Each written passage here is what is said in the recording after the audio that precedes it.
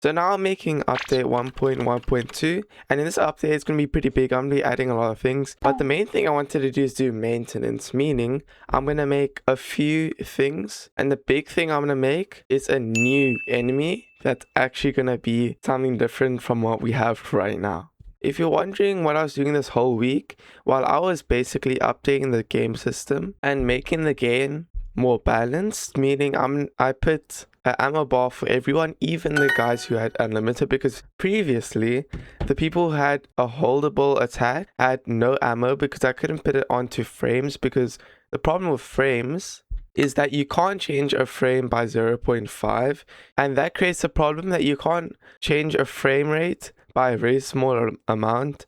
So the only way you're gonna have to do it by a small amount is by adding so much frames that it just takes long enough to do that. But I was not gonna do that, and that's just really inefficient because you would probably have to get 100 frames. So what I did instead is I made another ammo bar what uses width and X scale instead of the frames. So if I go into the game as, let's say I go in as Bruton, you can see in the top left there's an ammo bar, and this ammo bar goes up and down smoothly. And as you can see on the character, their one moves less smooth, you could say, because I couldn't make the ammo bar on the character because the ammo bar on the character follows where the character is, and the problem with that is when you change the X and Y position to be on top of the actor all the time, you can't use the X position to move the ammo bar thing, because I need to move the width and the X at the same time.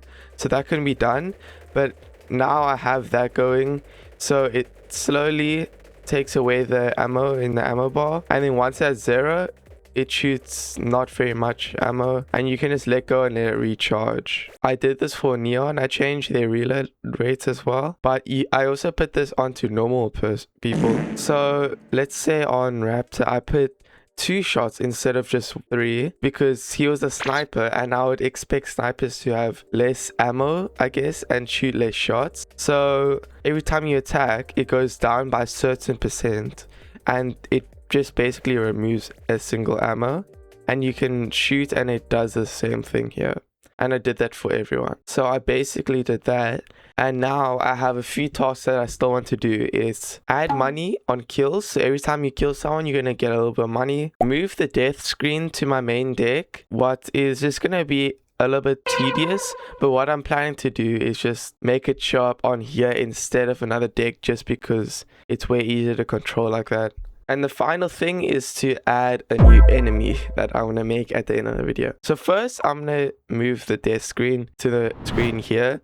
And I'm just going to be moving the text actors. And I'm probably not going to even copy and paste a lot of things. So let me just first make the layout real quick.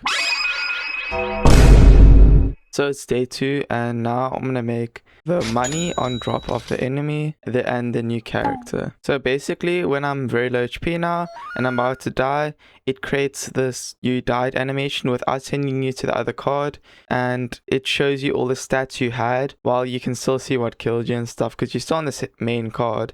Then you can press play again or back to menu. Back to menu is just going to send you to main card and play again. It just resets the card with the same character you played, and then you can do everything else. So I made that. And one thing before making everything else, as you could see there, I changed the rounding of the enemies, so they won't do 0 damage at the start. They're going to do 0.1 and something like that. But the problem with that is it's hard to read the numbers when they have decimals.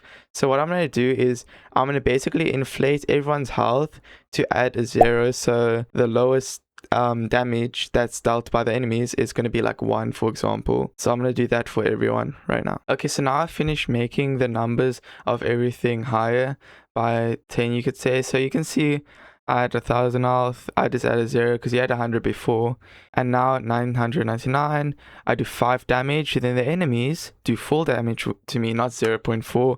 So that just helps me make the game more easily readable and just makes things a little bit better.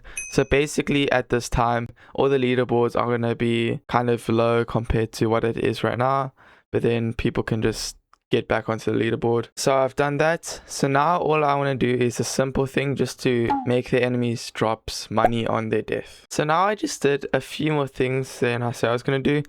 I did the money. It gives you money based on when you kill them. So also I added a little symbol when you get healed. It shows a heal sign.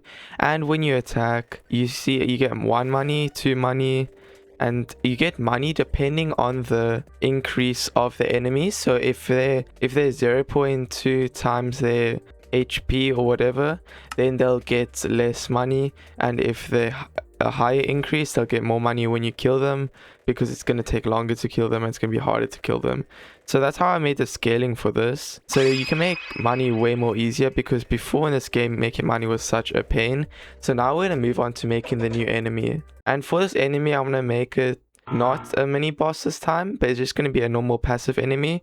And if we look at the enemies we have right now, it's only 2. It's the melee zombie and the range zombie. But what I'm going to add is the ambush zombie, what is basically gonna camouflage itself until it gets you. Then it's gonna kind of do a jump onto you, but it's gonna have very little HP and do high damage. So it's gonna be fun making this. It's a bit of a unique enemy, but it's gonna make things pretty nice. So let me make that. Okay, so I'm finished making it. It took some time, but it's not the ambush zombie. It's now going to be the stealth zombie, because I found it was going to be more easier to make and basic, because this is just a normal zombie, not an advanced one for like mini bosses and stuff. So once we go in the game, the zombie is invisible, and then when you get close enough to it, it doesn't become invisible no more. It can attack you and then you can attack it. But once it's invisible, no matter how hard you try, you can't attack it until it comes in range and does not be invisible.